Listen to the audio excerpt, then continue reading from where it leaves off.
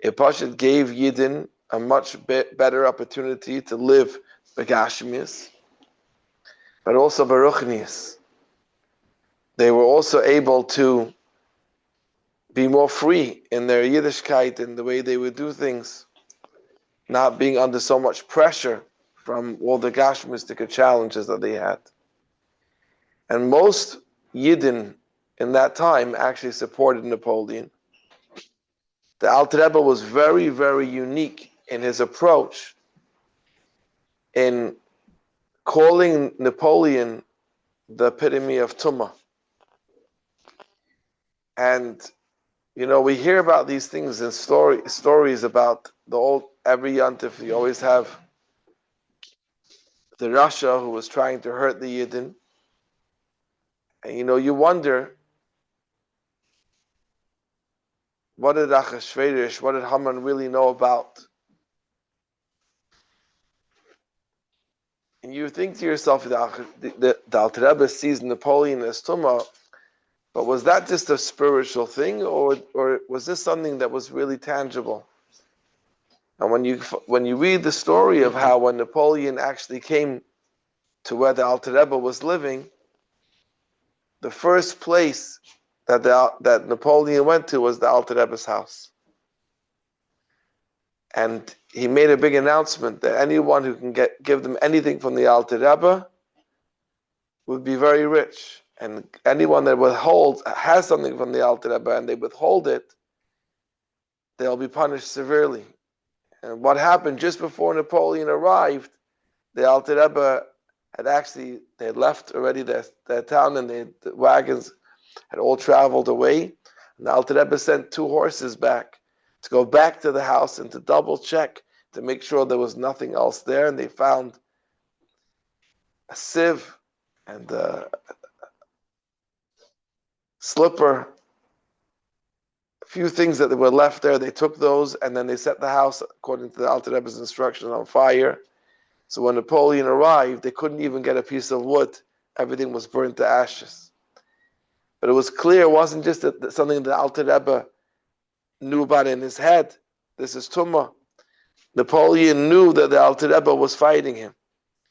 And they say he had kishuf powers, magic powers, and he wanted it, if he felt like he was able to get something that belonged to the Alter Rebbe, he would be able to overpower the Alter Rebbe. So this was clearly a big war, not just in the spiritual realms.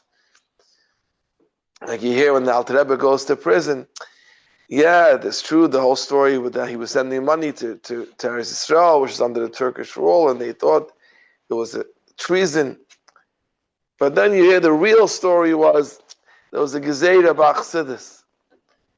So here you can think, yeah, there's a spiritual battle, but in the physical world, did Napoleon know of the Alter Rebbe? The answer is yeah. And did he try to be able to overpower him? The answer was yes. And the Alter Rebbe really, really fought. In fact, we know that the Alter Rebbe sent his own chassid, Rabbi Moshe Meisels, to be a spy for the Russian army against Napoleon. Being that he was fluent in several languages, and that the Yidden in the town where he came from were supporters of Napoleon, so it looked like he's part of the Yidden that are supporting Napoleon. One time, Napoleon got nervous that he was a spy, and he ran over to him and he put his hand on his heart and said, "You're a spy," thinking that if he was a spy, his heart would start to race. But he had the power of that Chassidus gives us, of Mech Shalat al Alev, that the brain controls the heart, and he was able to control his heart. But the Alter Rebbe, they say, even sent his own son, Rabbi Moshe, also to help. So the Alter Rebbe really put himself out, to the point that right before he passed away, the Alter Rebbe said that says that tzaddikim sometimes have to give up their own life to fight the tumah in their generation. So this wasn't just something that Chassidim, associated And it looked like from the traveling and the cold weather, that's what brought about the Alter Rebbe's istalkus. It's even something that the Alter Rebbe himself said. So you clearly see how the Alter Rebbe really gave up his life to be able to win over Napoleon. And the craziest part of the story is that as the Alter Rebbe passed away, the last soldiers retreated from Russia. So if this is the story of the Alter Rebbe's last parts of his life, that he took on this war to win Napoleon, it would be appropriate to speak about what was so bad about Napoleon. What did Napoleon do already that wanted to do so much that, he wanted to take away that there shouldn't be a servants being forced by their masters? What was so terrible about that? The Yidden would have a much better quality of life under Napoleon. So the Alter Rebbe explains that when there was the idea of a servant and a master in this physical world, that gave us the concept of what it means to be a servant to the Eibishter. When you abolish the idea of servants and masters in the physical world, or you don't have a king in this physical world, you don't even have a mushal of how a Yid's supposed to be and see the Eibishter. It's actually fascinating. When the Rebbe spoke to the children about the Eibishter being in charge, how did the Rebbe explain it to the children? So he says to the child, in your house, who's in charge? Your mommy and your tati. But in your class, who's in charge of your whole class? The teacher. And who's in charge of the whole school? The principal. And who's in charge of the whole city? The mayor. And who's in charge of the whole country? The president. And the Eibush is in charge of the whole world. He created the pyramid where there's some idea of being in charge that exists, and then you build and build and build, and then you have a better idea. At least now when you come to the Eibishter, what it means that he's in charge. So the Alter Rebbe saw that Napoleon was going to take away this idea of a servant and a master. And although it will be better for the Yidden Begashmias, the Alter Rebbe felt like this will take away from the Yidden Beruchnias. They would be able to start integrating, live where the Goyim lived.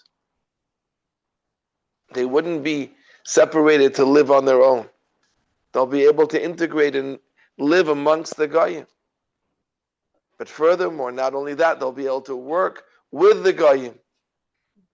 The Alter Rebbe saw this as a challenge, that this would draw down their connection to the Eibishter. And for that, he gave away his life. Now my question to all of you. Pretty obvious question. Who won the battle? It's true, we know in the times of the Alter Rebbe, the Russians won. Napoleon's army retreated. And he wasn't able to do what he wanted to do in Russia. But let's look around the world today. Today, do we have a servant and a master? Today, do we have an example of a king? Today, have we started to mingle and live amongst all the Goyim? Who won?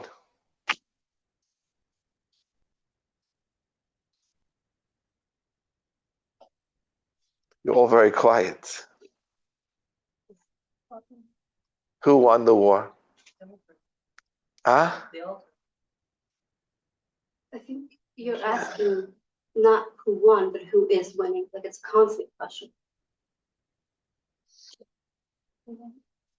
both. Could it be both? It could be both. I'm listening. Okay. So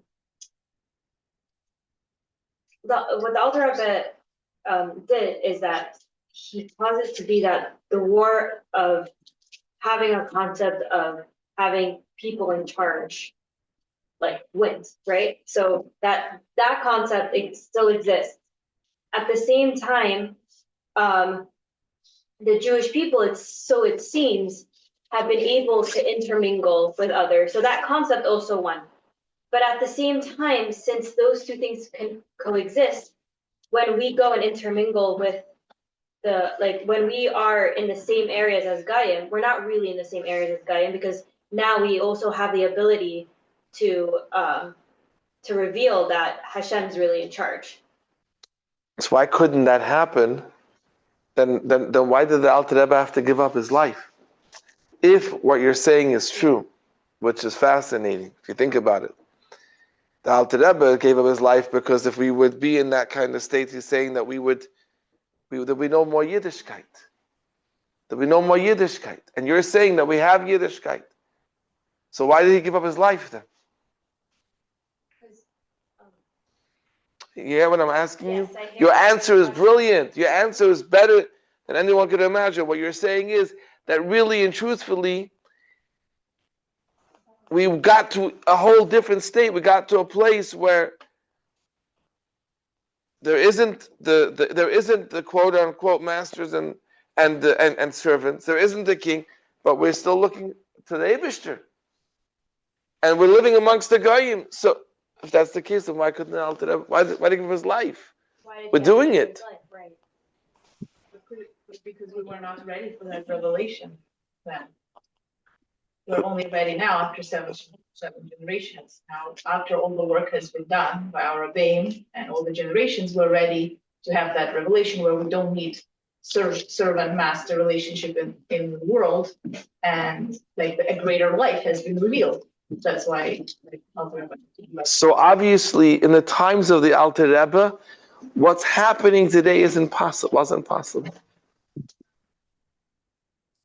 I'm going through this experience, so we realize there's been an absolute huge transformation in the world, and the Alter Rebbe had to give up his life back then, because otherwise there would have been total assimilation.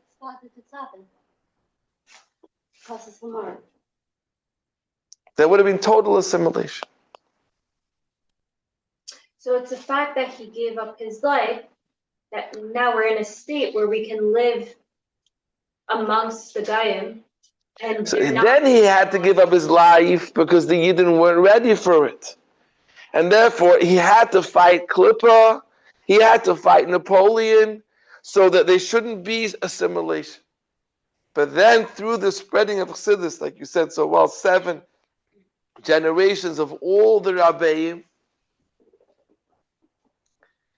we've actually transformed the world to a place where we could live amongst the Goyim and without the things, the pressures that they were then on us and separating us from the Goyim, and without the financial pressures and all the costs that you were talking about. Because then without that costs, we wouldn't have stayed true to who we were. We would never be there would be no religious Jews today. There would be without, that's what the Alter Rebbe was saying. So he had to go Mesiras Nefesh, not because, oh look, it happened anyway. No, it wouldn't have happened what's happening now. The world, as you said, wasn't ready for it then. And what does that show us? What a transformation Chassidus had on the world. That the world is transformed to the place that you could be in this world. And you're living amongst the Goyim, but you're not impacted by them. You could be above them.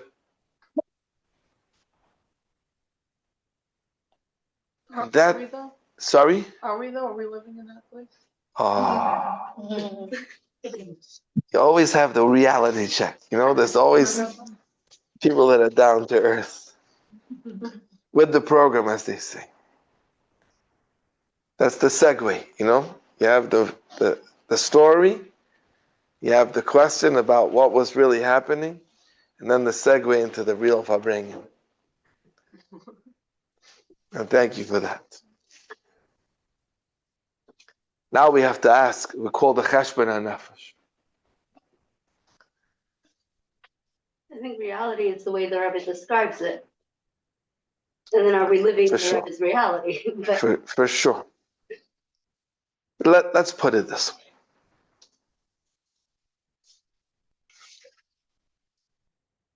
There are certain people in Eretz Yisrael who used to, literally the people that were in the actual army, in the soldiers who were on duty, they were the ones that you saw, they walked around with their guns. But your typical Israeli soldier, even if they had a gun, it was in their house, and they wouldn't always carry it with them. Guns are very powerful. But they're also, because they're so powerful, they're also dangerous.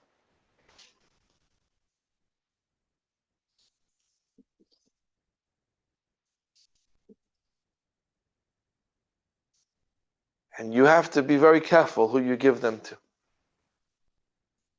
Because you need to be somebody that you could really trust, that will use it right.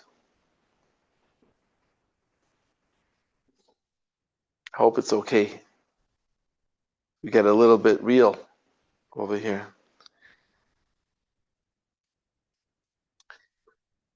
We are very blessed that the Eibishter trusted us in our generation, after all of the Gili of Teves and Chassidus, to be able to be in the world in the state that we're in. Together with the most incredible technology that is able to spread Chassidus in a way that we never have been able before.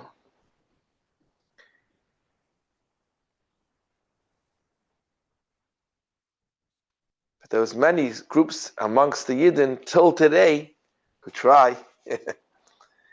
They try to separate the Yidden, their groups, from the rest of the world.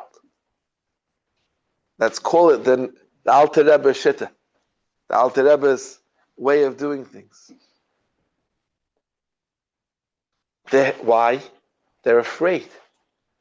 They're afraid today that if their child does have a smartphone, if their child does go out into the world, if they're exposed to live amongst Goyim, they're going to lose their kids. Till today, there are groups of Yidden that very much try as much as they can to separate them. What did the Rebbe do?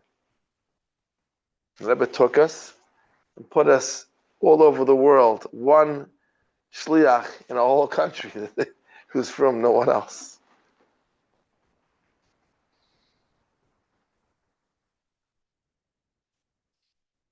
The Rebbe showed us that the world is ready for this. What way is right? Is the right thing to do what the Rebbe says and we go out on shlichus and go out and live in the world? Or to be like separated? Don't have a smartphone.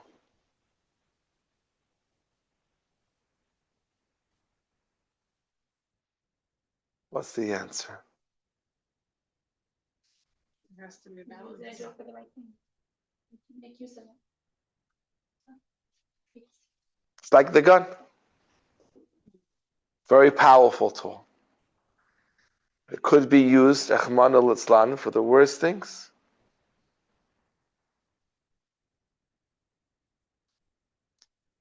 The truth is that if you don't hear about the story of the Alter Rebbe, you don't actually even feel like the moments that we're living now are anything significant.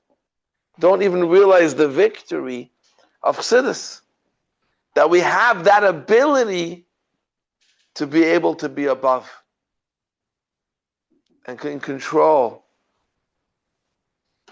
of our heart, our mind controlling our heart, like the story of Mesha. We have the ability not to press the button that we shouldn't press. We have the ability not to integrate into the Goyisha life, but to live there and be above it.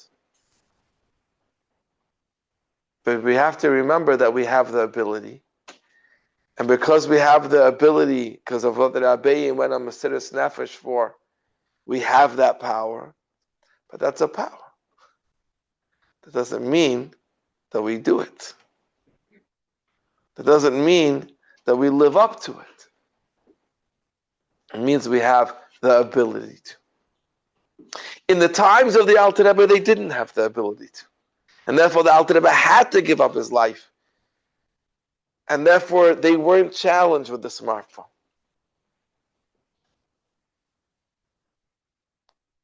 Because if they were, they wouldn't have been able to withstand. Even the greatest Chassidim, and Alter Rebbe had the most incredible Chassidim, they wouldn't have been able to withstand this challenge.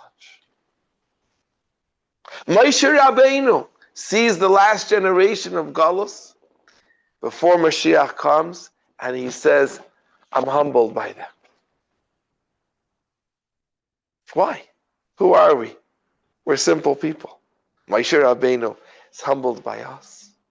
Yeah. Because actually we're living through a very, very special time.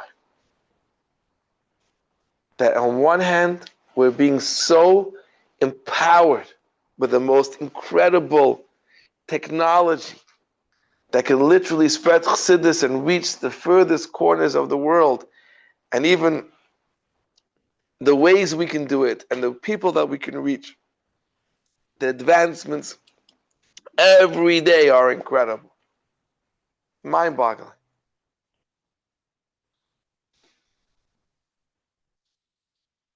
Mind-boggling.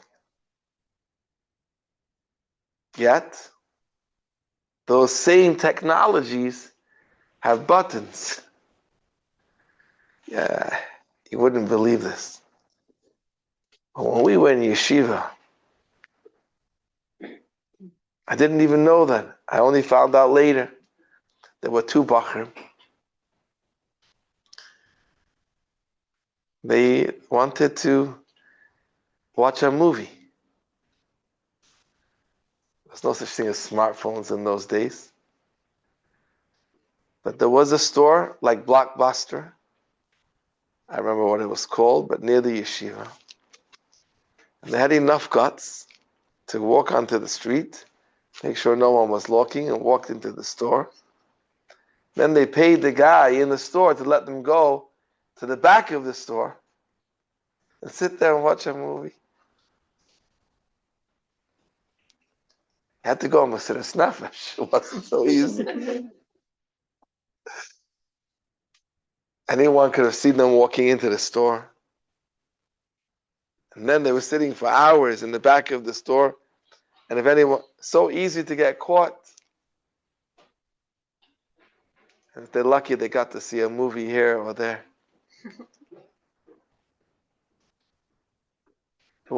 It wasn't easy to sit. I have a question. I think about the way that the world is now a lot, and like even the fact that we're able to be like Farbrengen right now without candles is like it puts us like out of whack. Like it makes us that like we're out at night and then we stay up late because we have lights and like we don't sleep properly, and that's like the beginning of it. Like we have phones, and I just think about how like out of order we are. But like it's supposed to be like this. Like we're supposed to be out of order right now. Sorry, in what sense are we out of order?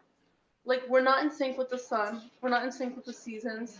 Not in sync with ourselves. We're in sync. You're saying that we have electric. Yeah, we're in sync with 9 to 5. We're in sync with our WhatsApp notifications. We're in sync with social media. And we're not in sync with anything that like any of the 10 memories in what? the reality is what you're asking is that this is you're pinpointing how the world that we live in today could be so easy.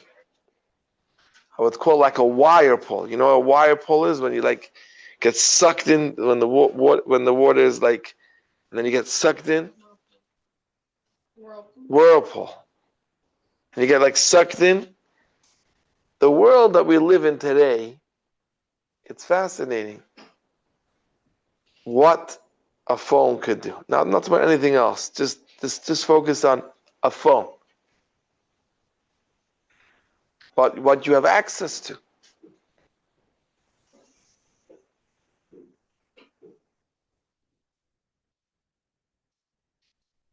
You know, the Rebbe spoke about not bringing a galach, the galach into your house. In those days, what did it mean? Bringing in the television, right? But today, we could have the galach in our pocket with us wherever we go.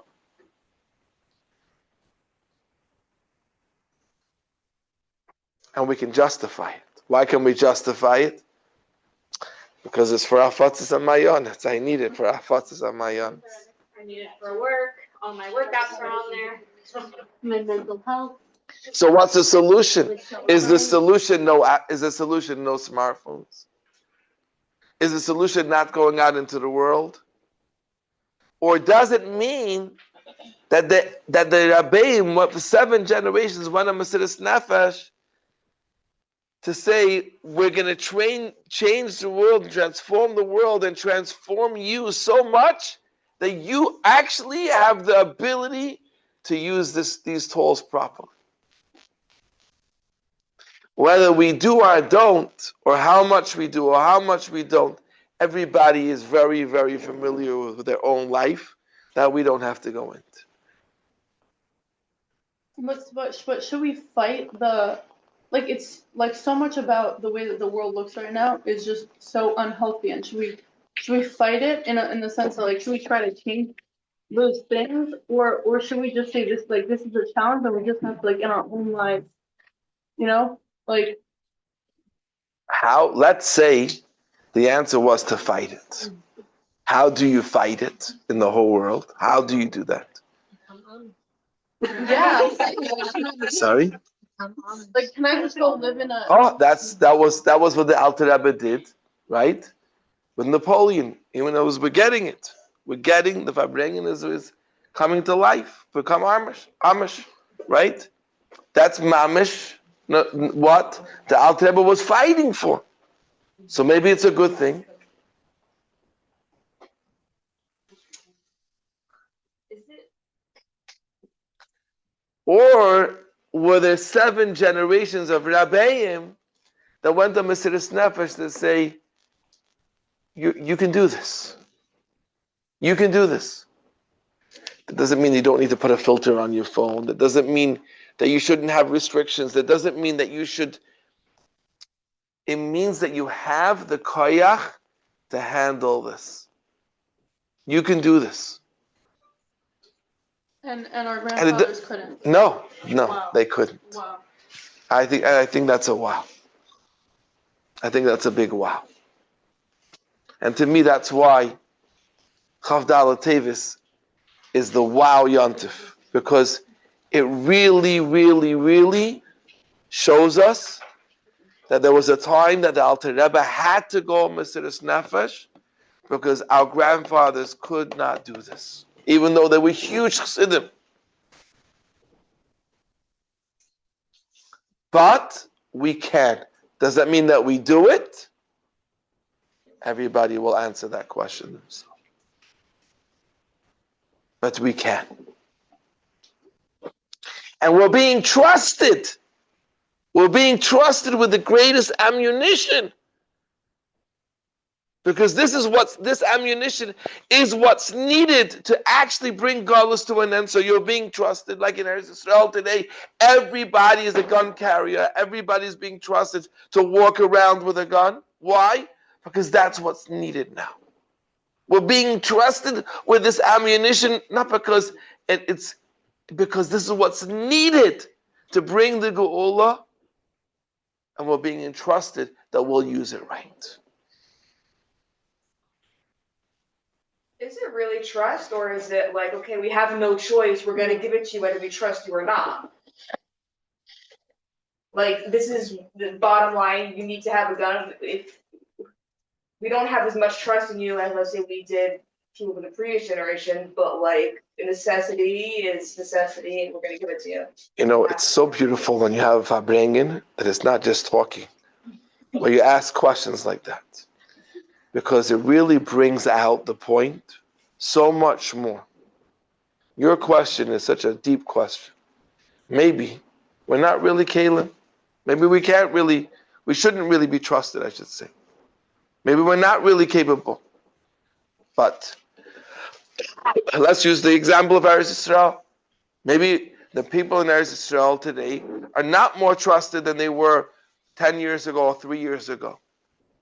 But we got to a place where any second, at any point in time, there could be something happening. So we have no choice. We have to trust you. But when we say I have no choice, I have to trust you with a gun. I have no choice. But do I trust you? Yes or no? Now, do I trust you? No. Enough to let you carry the gun? And if you and I'm going to hold you responsible for it, right? I'm trusting you, whether I have to or not, whether the circumstances created the need or not. But am I trusting you? Yes. Am I going to hold you responsible if you use it not properly? Yes. So at the end of the day, am I trusting you? Maybe because of the circumstances, but am I trusting you? Yeah. And I'm going to hold you responsible because I'm trusting you. The reality is that what you said is so deep. We're in the last moments of Galus. We have to actually bring this Galus to an end completely. Not all the signs that we're seeing in the world. We actually have to bring Galus to an end in a very practical, real world that we have. The Geula, Amitis, Vashlema, the Beis Hamikdash, Tchias Hamesim, everything, Gilead, Lekos, the full. Not just the evolution, how everything's evolving the way it is now. We want the Big Bang, right? We want to be able to have the complete Geula. We have no choice. This is the technology that we need to make it happen. So we have no choice. But we could have said we had no choice in the times of the Alter Rebbe. Then the Alter Rebbe fought off the Tumah and says, no, because my Chassidim, the Yidden are not Kalim for this, I'm going to fight it. And the Rebbe could have fought it off as well. But the Rabbeim transformed us and the world that we are now Kalim for this. And we need this now. But now comes the question, what's with Al Cheshbon HaNefesh? You see, if we never understood what happened in the times of the Alter Rebbe, if we never realize in the times of the Alter Rebbe, this was not possible, I don't even think there's anything going on with me. Like, what's the big deal? But once you realize the Alter Rebbe gave up his life, so this shouldn't happen to us, so we shouldn't assimilate.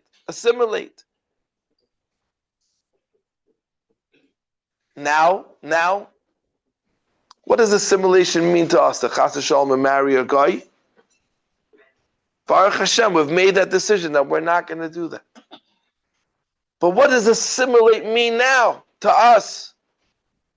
It means that button.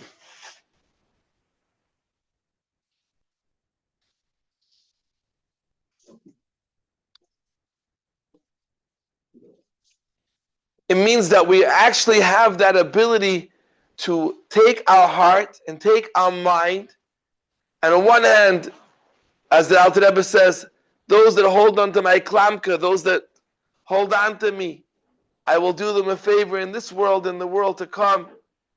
We could learn Chassidus, we could learn Tanya, we could learn Chassidus, we could immerse our hearts and our souls in Chassidus, and our brains in Chassidus, or we could immerse it in other things. We could be using the technology to bring Chassidus to the world and further refine the world, or we could use the technology to slide wherever we go.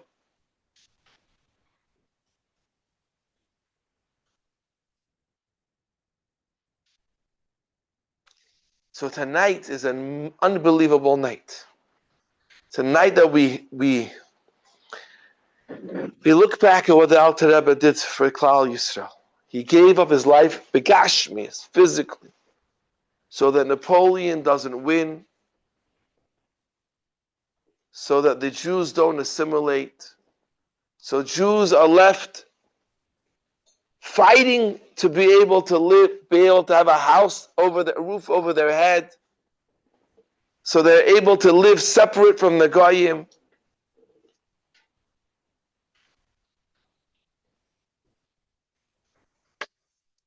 So the Yiddishkeit will stay alive because he understands they can't handle this. They're not kalim for this nisayin. They're not able to handle this level of a test. But we are. Not because we're greater. If you know the Chassidim of the Alter Rebbe, what Pashit's Shmuel Munkus was a tzaddik, not a Beinani. Not a tzaddik Veralai, tzaddik Gomor of Tanya. These were such special people. We can't compare to them. Not because we're greater than them, God forbid. We don't come to their toenails. But because of the Mesiras Nefesh of the Rabbeim, the world has been transformed. And we have been transformed, and we have got to that place where we have the ability to be able to stand through this and be on top.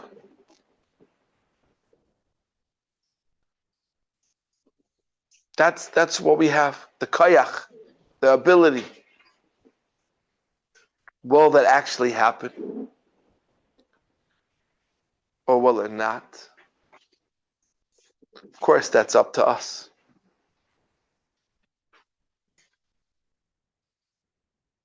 But next time the Yetzer Hara approaches you, next time you're in that space,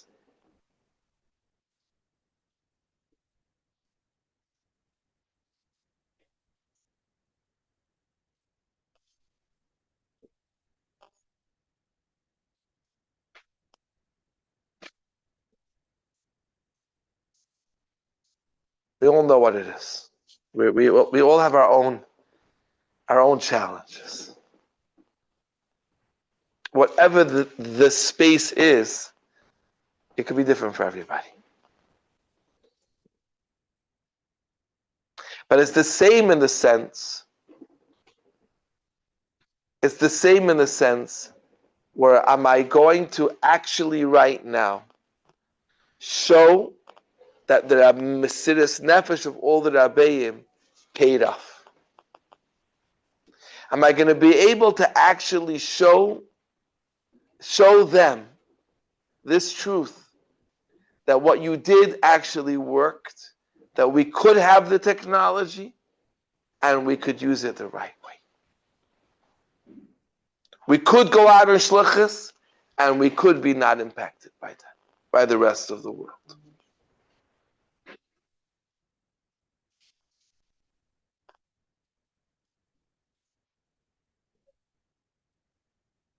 And then you look at the Chassidim today, you look at the world of shlichus today, and you see the Rabbeim's tremendous accomplishment in the world.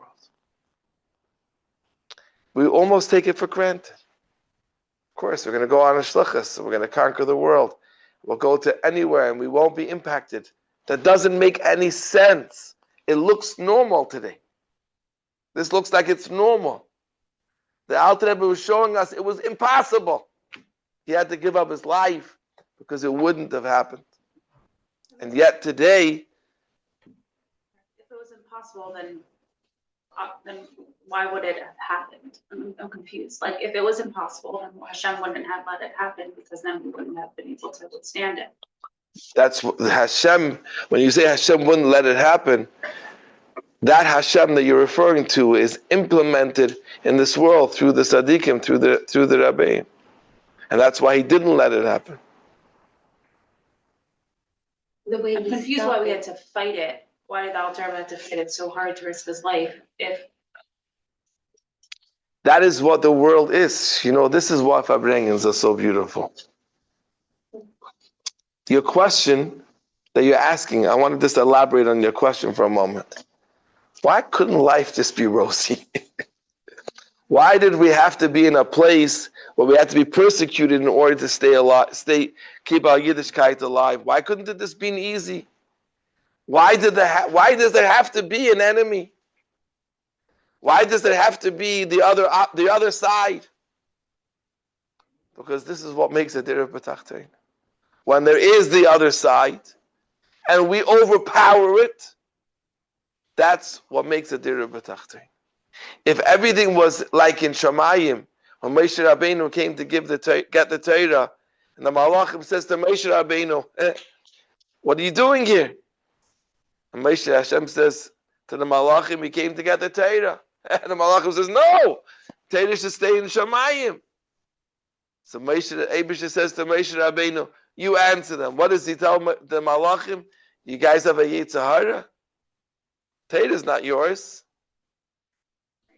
I guess in this situation, it's not like the generation and the Yidden themselves felt the battle. It sounds like the Alter Rebbe felt the battle and fought the battle on behalf of us. So, like, where was our part in it? And so, if there wasn't our part in it, then it's not like the Hanukkah story. It's not like the Purim story. Like, what's the point of a top? Oh, it's so beautiful. Like, wow. Like, to add to it, did the Chassidim know? Wow. Or did the non-Chassidim know? Wow. Probably not, by the way, at the moment. It's so deep. So deep. I want to reiterate the question. I'm loving it. Was this a battle that the Chassidim were fighting? They were learning a Maimer of the Alter Rebbe. They were learning Tanya. And here the Alter Rebbe is fighting. So to some extent, the answer is the Alter Rebbe sent his own son and his Chassidim to actually be in the war and fight. Not with the guns, but to be a spy in. So they were involved even on a physical level. But who was really fighting this war? Who was really, this Klippa was, Napoleon was the representative of Klippa in this world, and Alter Rebbe was the opposite, right? But what you're saying is that the Alter Rebbe was the one who gave up his life, then, so the Chassidim then could do what they had to do. It was the Rabbeim that were the ones who transformed the whole world. And we're just simple people. Today, so where do we fit into all of this? It's almost like this is a Rebbe thing. I think specifically what we're saying with the story with Alter Rebbe, I think like after that we could see how the Chassidim were involved, like and like with the Frierdiker Rebbe and coming to America and everything like that, we see the evolution. But at least the beginning of it just sounds like, yeah, I don't know.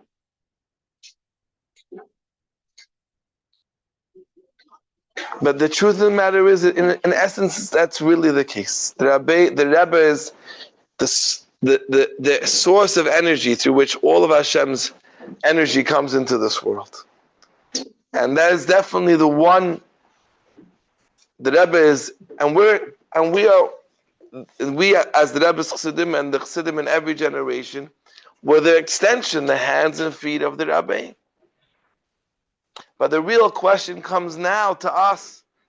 Once all the work is done and the world has got to this place, And we're in the last moments of Galus. Now comes the question, how do we hold on?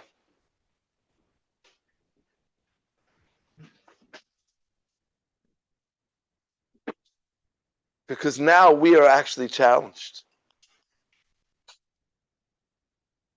Now we have these challenges for real in our lives. Where on one hand we're trusted with the gun, the technology is in our pocket. And with a click of the button, we can send out a message to so many Yidden and teach Chassidus to so many people. And then with a click of the button,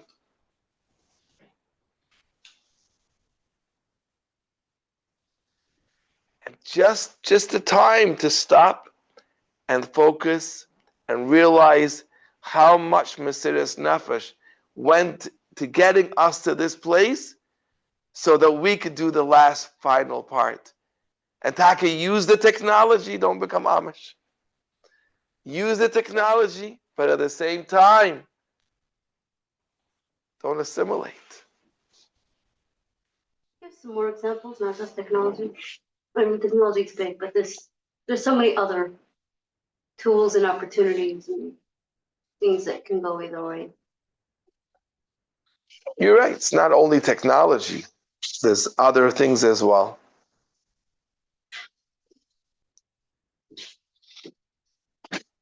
When you link, you live amongst the Goyim and you go out on Shluchas and you're living with other people.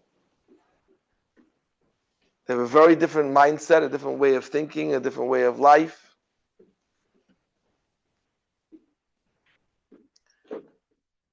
And you're the one family there on Shluchas, and everyone around you is so different. And sometimes could even be your own family.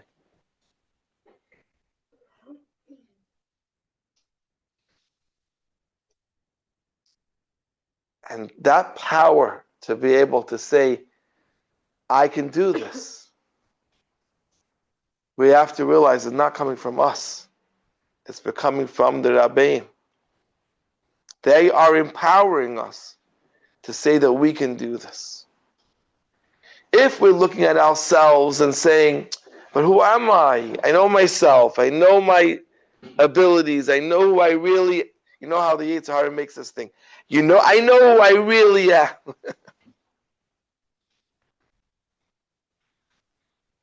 That's how you want to look at yourself. In that kind of limited way, you can. But if you want to look at yourself who you really are, you have this empowerment from the Rebbe to be able to withstand the last moments of Galus. I'll never forget. Never. It was the second Chof Zayin Adar. Second time, the Chof Zayin Adar, the Rebbe had the first stroke. And then the Chof Zayin Adar, the next year, the Rebbe had another stroke. And there was a special gathering in 770. And I remember, I don't know if he remembers, but I remember. Rabbi Levi Gerelik spoke. And he quoted a medrash. And I remember him saying how the medrash says that before Mashiach comes, the Satan is going to shake the tree and most of the fruit will fall off. But there'll be a few fruits that will hold on. And I remember him saying, the Satan has shooken the tree to its core. Because for us, at that point in time, this was the worst thing that could have ever happened.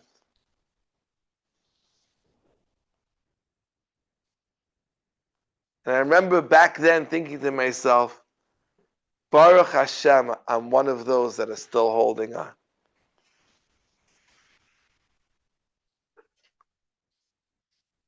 But today, so many years later,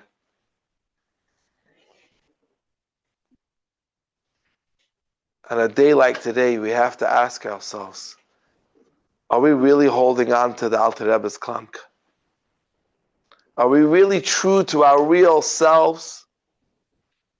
Our true identity, who we really are, what we really want, what we really care for, or sometimes do we assimilate a little bit?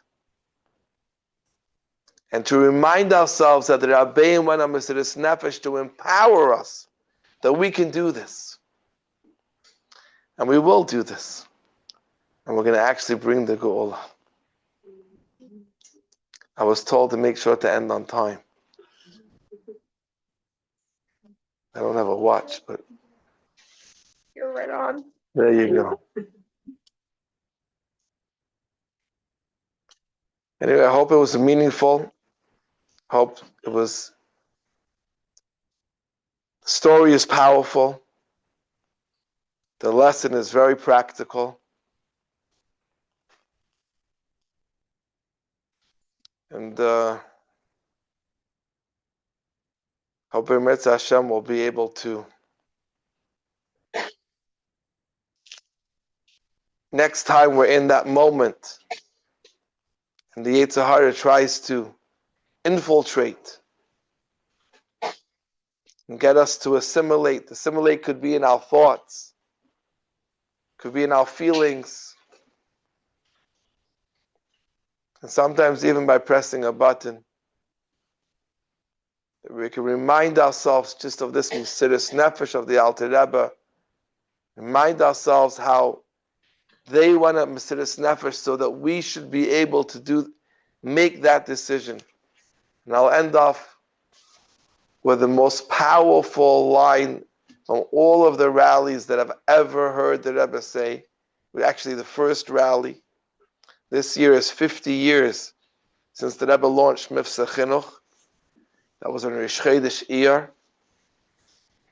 And the following Tishrei was the first rally, not a Teves rally that started in Mem Aleph, but the first rally. And it was Yud Tes Tishrei Tafshin Lamed Zayin. The rally was across the street. It was on Sukkot. So it was in the Sukkah between 770 and the library. And it wasn't for the local children, it was for the public school children from release time. And the Rebbe said this line, and if this doesn't talk to you, I don't know what will. The Rebbe said to the public school children that in the schus of you foiling the plot of your Yetzer Hara, then when somebody, an enemy of the Yidden, wants to hurt an individual Yid or a community or a whole country, their plans will be foiled before they come into action. In today's day and age, unfortunately, the thought of somebody coming over to an individual Yid and doing something, hopefully none of you have actually seen it with your own eyes, but for those of you that have seen attempts, it's the most scariest, horrifying moment that somebody is literally running over to an individual Yid with a knife. The thought of someone who wants to hurt a community was something that we couldn't fathom till very recently. And unfortunately, we just witnessed it happen in front of our eyes.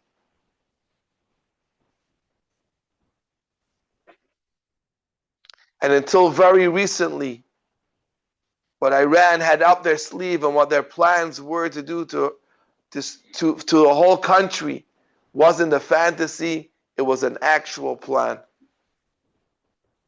And the Rebbe is telling us that when you have that opportunity and the Yetzer Hara is playing with your brain, press the button, press the button, press the button, and you foil the plot, then in that schos, then when that person wants to actually hurt an individual Yid, or Rahman al-Itzlan, a community, or a country, that plot will be foiled.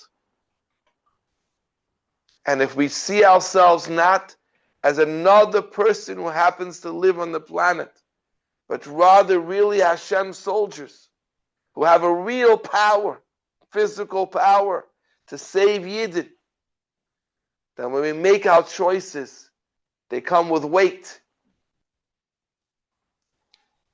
Because that choice can save another Yid. That choice can save a community. That choice can save a country. And most importantly, that choice will bring the goal. Thank you so Yom much. Tov. Yom Tov. Thank you, Rabbi Weinbaum, for giving us the clarity on what today is so that we could celebrate it properly and integrate it in our lives. Michal Weiss had a baby, Baruch Hashem, so she's not here, but this is one of memento from Living Chassidus. It's a magnet bookmark, so that's for you. Really appreciate it. Please wish her a big mazel tov. Okay, and also Living Chassidus has a tradition of taking a selfie with our speaker. Are you comfortable with that? You could stay exactly where you are, and we would just take a. Wouldn't want to ruin your traditions. If you're comfortable with it, we don't have to do it. All right. Can I use your phone? Yes. Thank you.